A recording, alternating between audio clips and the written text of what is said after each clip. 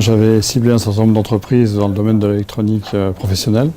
J'avais d'abord signé une LOI en février 2015 avec la société Milesis. Et puis quelques semaines après, j'ai reçu un petit mot par mail du dirigeant de la société dans laquelle nous sommes aujourd'hui, la société Saditech, qui me disait qu'il considérait que j'étais le bon candidat pour la reprise de son entreprise. J'ai sollicité Pascal Ferron pour savoir ce qu'il en pensait, parce que je me suis dit quand même, pour commencer, ça fait peut-être beaucoup, quoi. Et donc Pascal m'a dit, mais écoute Alain, enfin, il y a des trains qui passent pas deux fois, il faut y aller, il faut aller voir. Donc c'est ce que j'ai fait. Finalement j'ai monté ce rendez-vous en essayant d'écarter l'intermédiaire avec qui j'avais eu un mauvais contact. Et puis le rendez-vous s'est fait et en fait on a dealé en une demi-heure, quoi.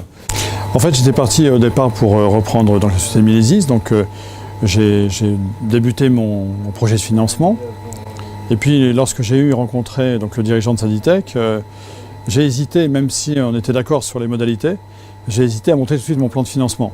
Parce que je me disais quand même en reprendre deux, enfin, voilà, malgré ce que me disait Pascal Ferron. Puis finalement je me suis rendu à l'évidence qu'il avait probablement raison. Et donc quelques mois après, j'ai quand même pris un peu de temps, quelques mois après, j'ai arrêté mon dossier avec une seule entreprise pour globaliser les deux. Et là, ça a été beaucoup plus efficace parce que je suis passé d'un dossier où j'étais simplement sur un dossier d'une reprise à un dossier industriel. Je suis allé voir la BPI. La BPI a compris tout de suite mon dossier et a rapidement donné un accord de principe. Et puis ensuite, en allant voir l'ASG, sachant que la BNP avait déjà donné son accord, le dossier s'est monté. En fait, la réalité n'a pas été conforme à mes espérances, elle a été beaucoup mieux que mes espérances.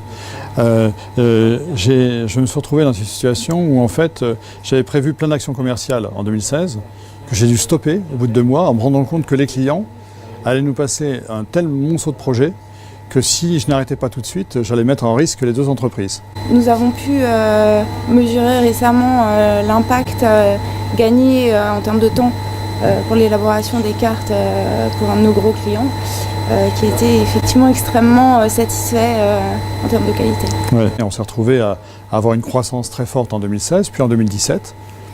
Et l'aspect positif des choses, c'est que finalement, mon business plan il a été plus que tenu, il a été dépassé. Et donc lorsque, en 2018, je me suis présenté pour reprendre la société de PEP, effectivement, les banques ont suivi sans difficulté pour m'accompagner.